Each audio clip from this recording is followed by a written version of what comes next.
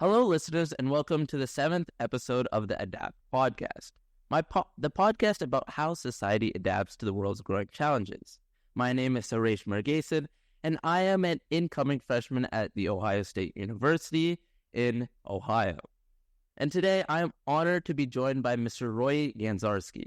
Mr. Ganzarski is a highly successful entrepreneur with lots of experience in the fields of transportation, business, and technology.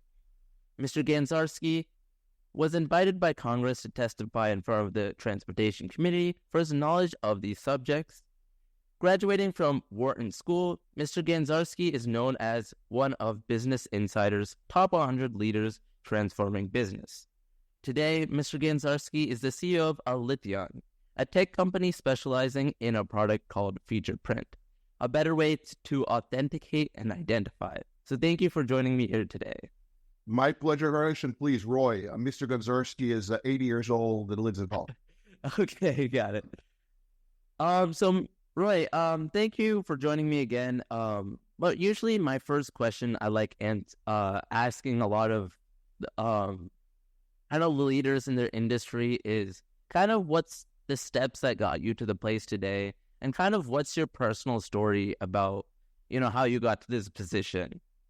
Yeah, that's a really good question, and I wish I could tell you that I had this great plan when I went to college and started it. I knew where I would get and how I got there, and that's not the case at all. And if anyone tells you you can plan your future, then either they've never actually done it or they're trying to make you feel good. What I found is that as long, and this is what worked for me, as long as I focused on every job I was doing to do it the best I could, at 100% capability, and that's all I focused on. And two, I was always aware of my surroundings, and if something, opportunities, luck, etc. came around, I will take advantage of it. That's how I get to where I am today. So I never planned to be a CEO. I've never planned to kind of lead a company. But as I did more and more roles and found myself doing more and more jobs, I started to fall in love with the idea of leadership, the idea of guiding teams to achieve goals that maybe they thought were impossible, etc. And every job I did, I learned some things along the way that I used in the next role. And then in that role, I learned some things and used all of that history in the next one, etc., etc. And that just eventually led to getting this job.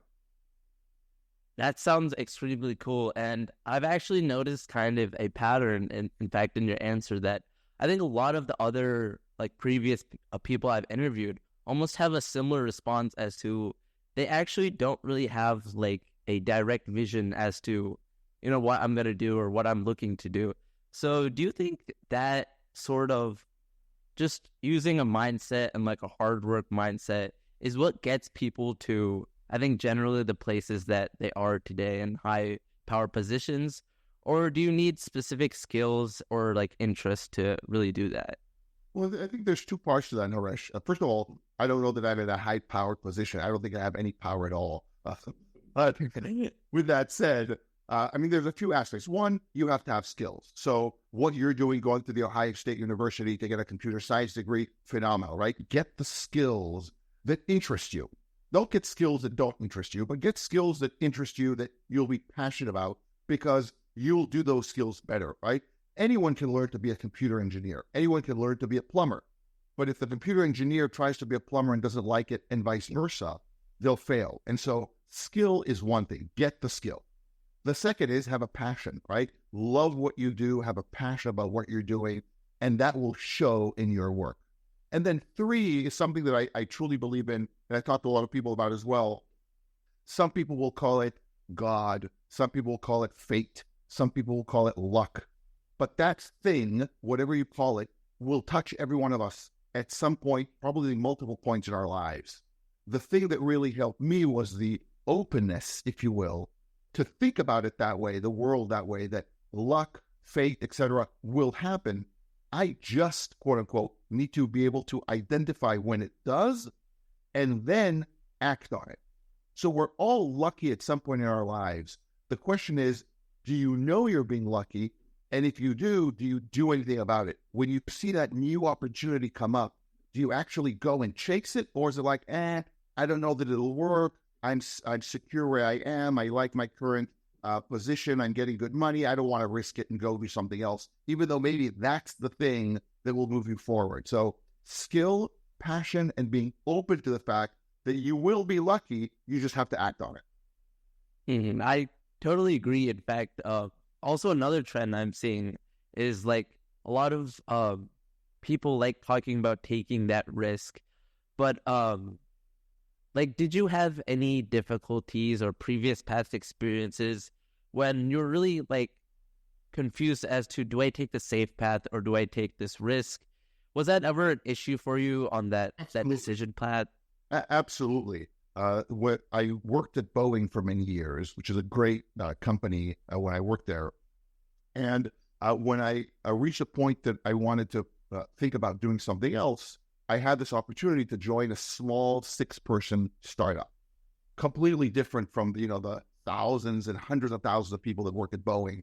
Very different budgets. The startup wasn't making any money, and I was, I had a good job at Boeing. I controlled my schedule. I controlled my budget. I could travel when I needed to. I had teams of people doing work for me. It was a very good, I don't want to say safe job, because no job is ever safe, right? People can always get cut, etc. But it was the safest job as you could think of. And when I was thinking about, I wasn't happy doing what I was doing, and I wanted to be able to be happy about doing what I was doing and get the passion in, I had this opportunity and actually sat down with my wife. And I think it's always good to bounce things off with other people. My wife is a very rational, wise woman. I'm lucky to have married.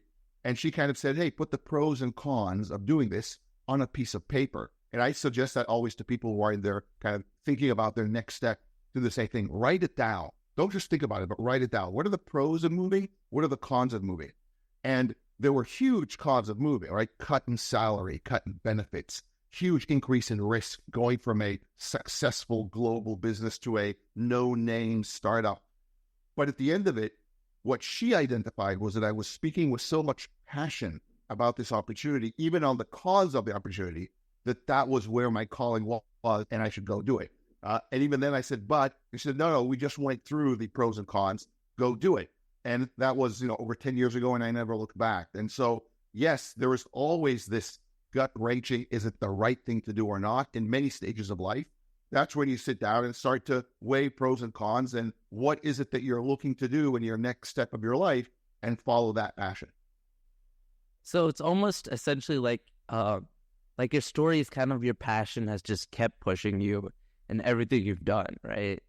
So yeah, my passion has always been with me. I've been, blessed and lucky to always have opportunities and luck pop up related to my passion. Or some might say maybe it's the opposite. Maybe it's because of the passion that those opportunities and luck pop up.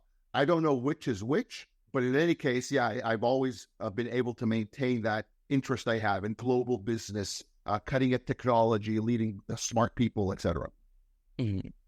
Sweet. And so how did this passion and just like general interest of yours lead you to, I think, Alitheon and FeaturePrint today? And what was the story of, FeaturePrint becoming a thing? Yeah, so I was leading an aerospace company. We were doing electric propulsion systems and electric aircraft. And I remember the point of getting multiple parts for those aircraft, for the electric motors and the planes. And each part would come with a bunch of paperwork that said, here's everything that happened to the part, here's how it was made, here's the tests that we did to it, etc. Literally reams of paper for each small part. And I remember at some point just naively asking, how do I know these reams of paper belong to that part and not the part right next to it?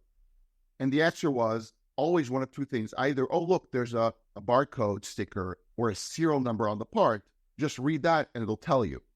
Or worse, look, there's a little zip tie with a tag that says this part belongs to that paper.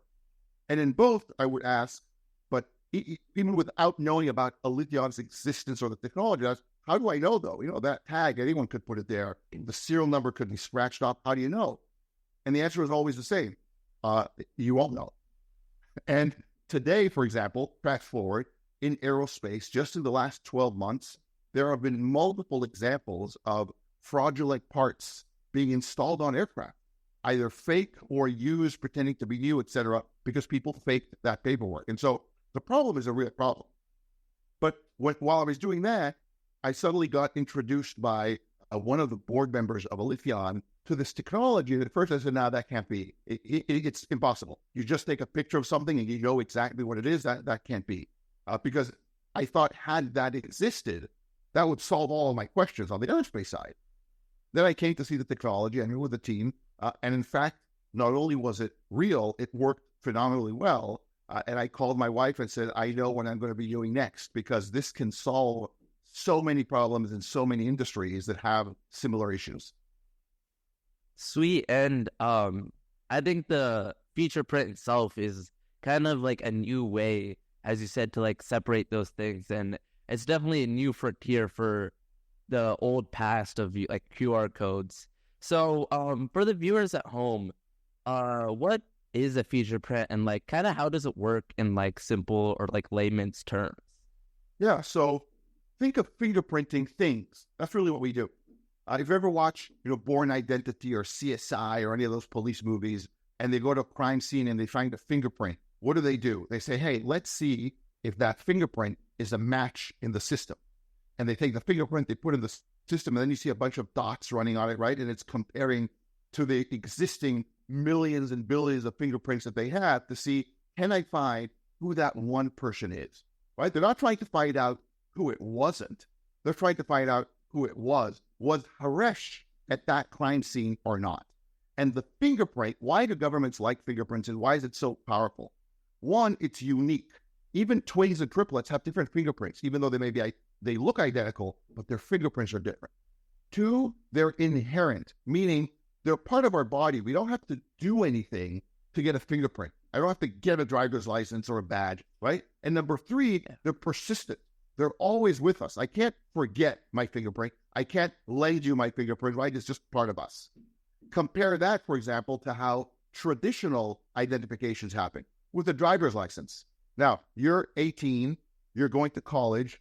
I'll bet that at some point, maybe not, you may deny it, maybe you won't, you could get a fake ID and go drink at a bar because your ID says you're actually 21. And there's no way for the bar to know, right? They look at the ID, it looks real, great, go in, have a drink. But if something happens, they and you will be in a lot of trouble.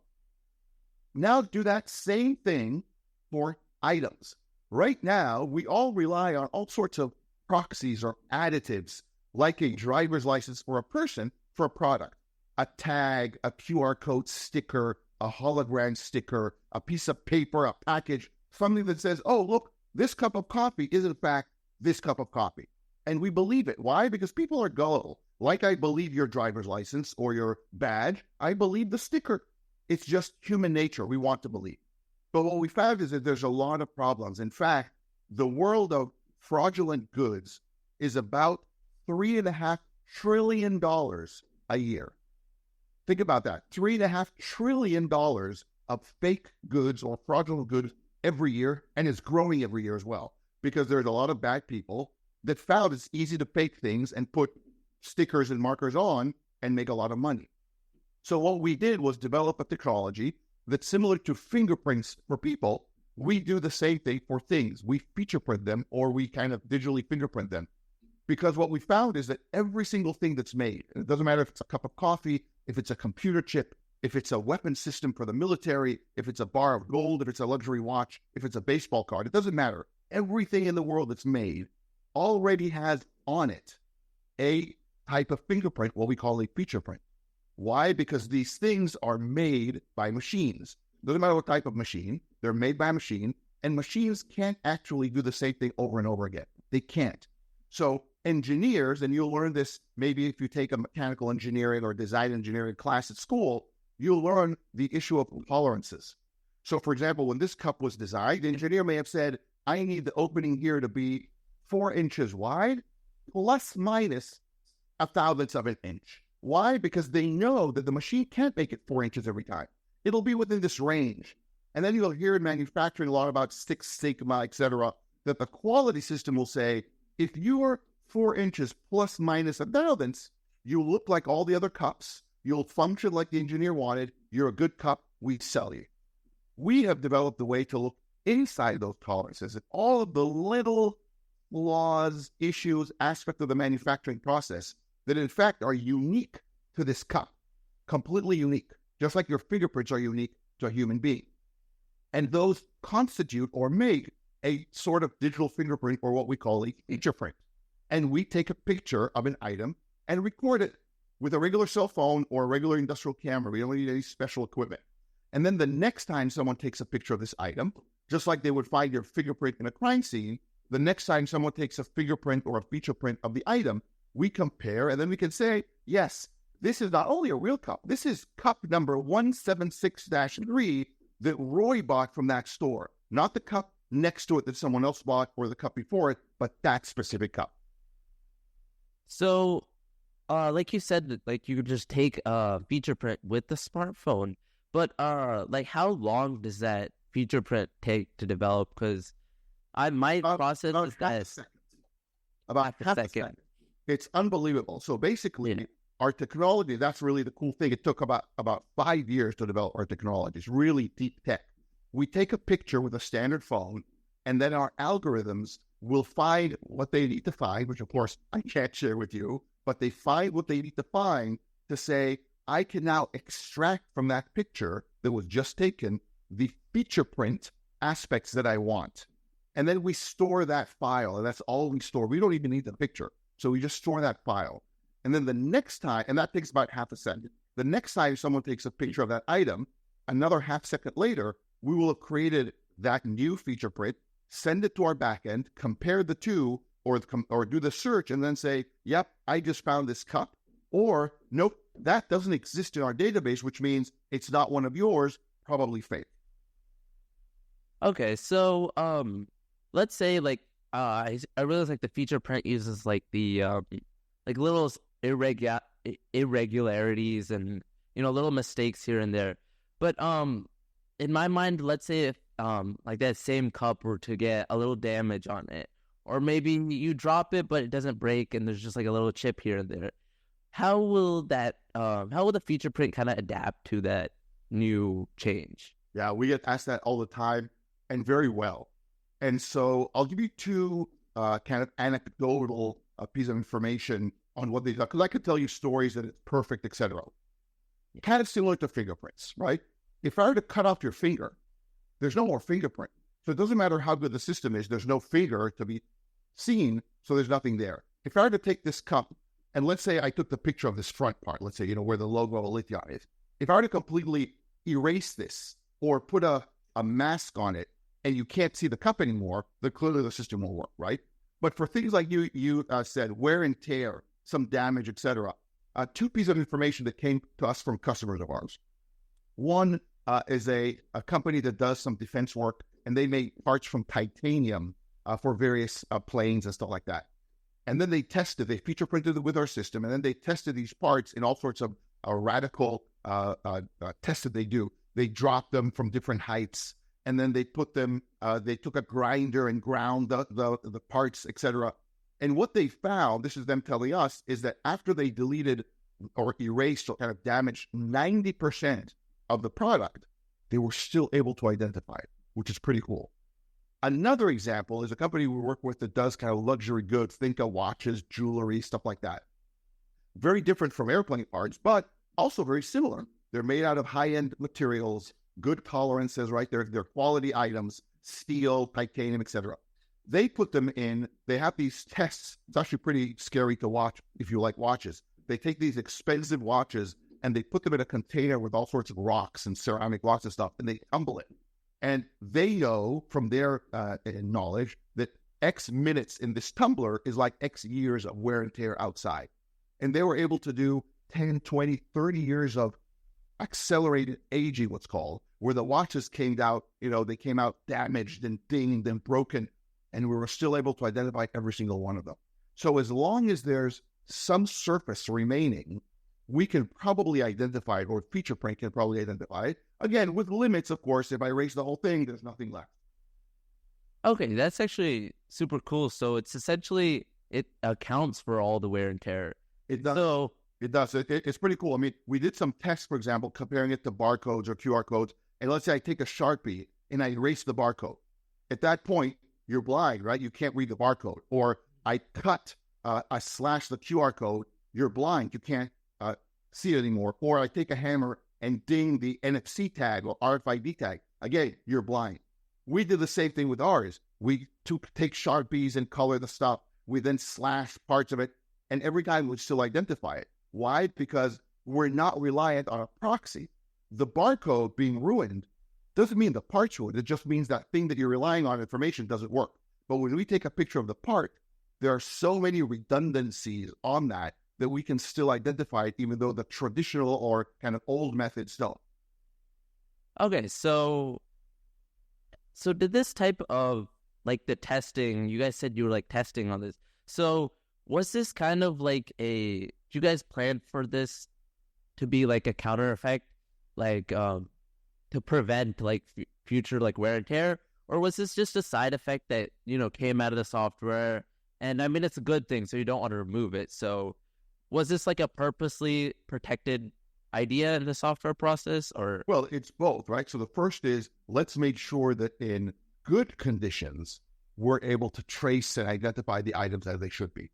And then once we got to a point where we can trace all these items and identify them, basically we serialize them just by taking a picture, and we knew it worked perfectly. Now you start at step 2, which is, I wonder what happens if it gets damaged. And then you start with a small scratch and you fine tune your algorithms, and you go to a big ding and you fine tune, and you keep developing. That's why it took us 5 years to do this. You keep getting to a point to where you can be very robust in what you provide to your customer with that same technology and not having to rely on other things. So yeah, it was inherently part of the technology, but as we continued to do more testing, we kept fine tuning it more and more. Okay, sweet. I get it. And so like the FeaturePrint, like you said, it's kind of the end goal is to kind of just replace all the like QR codes, barcodes, and just make it a more smooth line, efficient process. So how is your process working with other companies, and how do you like try to like remove all their previous barcodes and stuff and implement FeaturePrint with like all these markets and different companies? Yeah, so first of all, we don't always try to replace barcodes or QR codes. A lot of them aren't even relevant. So some of our customers don't have anything when they start with us, and we're the first kind of technology they use to serialize their things. Some do have the current stuff replaced by us, and some actually do it additive. So some might want a QR code that anyone with a cell phone can take a picture of, and it'll open up their website, right? Great, that's fantastic. But they'll also want to know, is the part or that product the right product? Because they know that while the QR code is great for giving someone a way to interact with the website, it may be replaced or fake, and they still want our technology to say that product is real, even if the sticker with the QR code is not. And so sometimes we're a replacement, sometimes we're a redundancy or a backup, if you will, or a covert way to identify an item when the overt way, the QR code, the hologram, is there because consumers like it, right? You can't change the fact that you go to a bar and someone wants to see your driver's license. Maybe they could check your fingerprint, but not everyone can. And maybe they say, oh, how do I know your fingerprint is real? Now everyone understands it. But think years ago when the idea of fingerprints came out, or when the idea of DNA came out. In the beginning, it was like magic. What do you mean? You can just take a piece of hair and I'll know that that's Roei Ganzarski? It's magic. Like, well, today we all know it's science. Similarly, FeaturePrint. Today, a lot of people look at it as if it's magic. How do you know that that's that part just by taking a picture? A few years from now, when it becomes ubiquitous with identification, it'll be normal. People understand it's simply science. But we're at that stage now. And so a lot of customers will say, well, I still want to have that hologram sticker because it makes our customers feel comfortable. But the FeaturePrint technology is what will actually tell us if the part is what we think it is. Okay, so that's interesting. When it comes to the FeaturePrint itself, do you have any like similar competition on the market currently that is not exactly doing the fingerprint, but kind of serializing in a different way? Not really. So there's kind of two main technologies that you see in the industry. One is the proxy, the additives, right? Serial numbers, QR codes, barcodes, RFC tags, RFID, holograms, things that you add to the product. Now, technically, those work to serialize if you use them for serialization. The challenge is, though, just like the virus, antivirus, right? Someone that can, if you can add something to a product, someone else can take it off or manipulate it or fake it. So that's the challenge with those. The other technology, newer that you see today, similar to us, uses pictures, machine vision, and that uses machine learning. And basically they say, we'll use the same cup example. Show me 1,000 real cups and I'll train the system. Show me 1,000 fake cups and I'll train the system. And when you show me cup number 2001, I'll tell you that's a cup and I think it's real or I think it's fake, right? That's used today. Now, technically that works. But the challenge is that machine learning can only work at a class level, meaning it can only say, I think this cup is real or it's not. It cannot say, this is cup number 176 that Roei bought in that store, because it does training on classes of items, right? Show me enough of these and I'll be able to say I think it's real or not. So it can solve the counterfeit problem, but for example, it can't solve the gray market problem. Like, hey, I stole this cup and now I'm selling it saying it's mine. Well, how do you know it's not? There's a bunch of these cups. How do you know this one isn't mine? We can actually tell the difference because we serialize them, whereas machine learning can only say that is a real cup. Or, for example, think of medicine. Medicine may have expired. Someone bad takes the medicine, prints a new date, and sells it as if it's new. Happens way too often, even here in the United States. That's really dangerous. Now, the anti-counterfeit solution, the machine learning will say, yep, that's real medicine. We will say, not only is that real medicine, but that medicine, that box, that pill expired in January 2024. Don't use it, even if the box says it expires in 2025. So the serialization aspect, just using a picture, is really, really crucial. And on that, we don't have competition. Yeah, that totally makes a lot of sense. You were also talking about like medicine companies using this. So I was curious as to like, what are some of the biggest clients you guys that use FeaturePrint? Yeah, so I unfortunately can't tell you who the clients are, right? A lot of them really want to keep this quiet, but I can tell you the industries we participate in. So we work with companies in the luxury goods, collectibles, art. Think expensive items, right? You buy a $1 million baseball card or a comic book first edition, you want to know that that's the real thing, that is what you're buying. And so we work in that segment. We work in transportation, so car parts, plane parts, stuff like that, where, again, think of fake brake pads or fake airplane parts or used airplane parts being sold as new. So we work in that segment because that's really related to safety.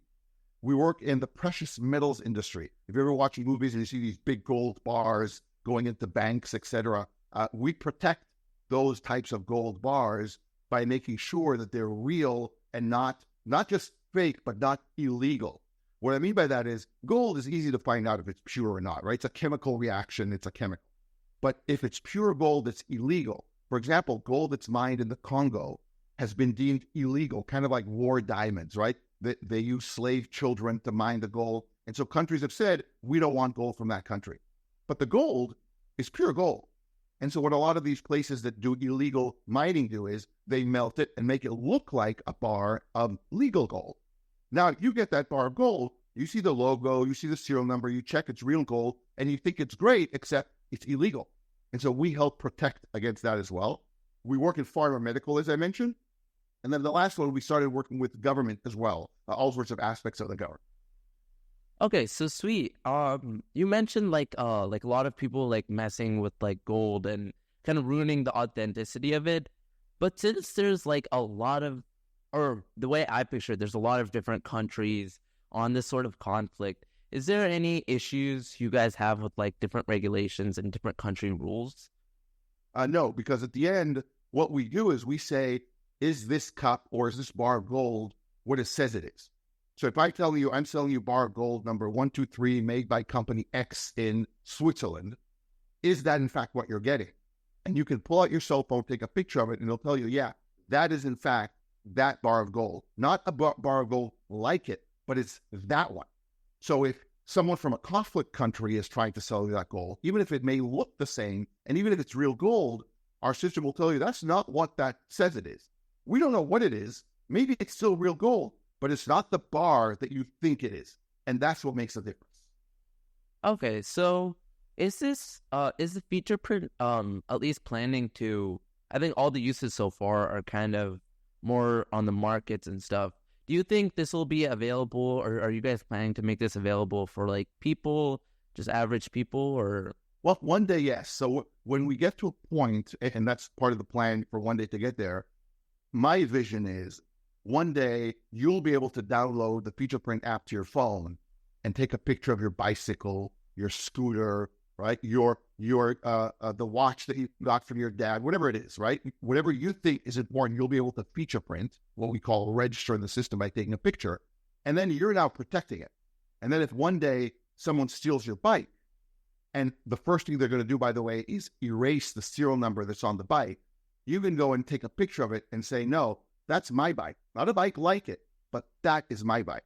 And we see a future in which that is so normal, quote unquote, or ubiquitous, law enforcement will be able to use it to make sure, for example, in the United States, they talk a lot about ghost guns and illegal guns. Now, what are those? Every gun that's manufactured has a serial number on it, right? That's the first thing they do. It's required. But what do the bad guys do when they get that gun? The first thing they do is erase the serial number, because that's the only way to trace that gun back. Where did that gun come from? Who was the last person that sold it, etc.? If I erase the serial number, the police are blind. Imagine if they could pull out their cell phone, take a picture of the gun, and it'll tell them, I don't care if the serial number is erased. I know exactly what gun that is. Think the same thing about the bicycle, the car part, etc., that consumers can now check and say, that is in fact my part. Not one that looks like it, but that's mine. It'll change crime. Not that crime will disappear, but that kind of opportunistic crime of, oh, I can steal your bike and no one will ever know. No, you can't, because everyone will know. Yeah, I totally agree. That will definitely be very useful, I think. I didn't think about a lot of the uses. It goes think of every pawn shop being able to take out, there's a lot of these TV series about the pawn shops and people come in and try to sell stuff. Imagine they could just pull out their phone, take a picture and say, that was stolen 2 weeks ago. Yeah, that would definitely be a very useful use, I think, definitely in the future. I think so. Yeah.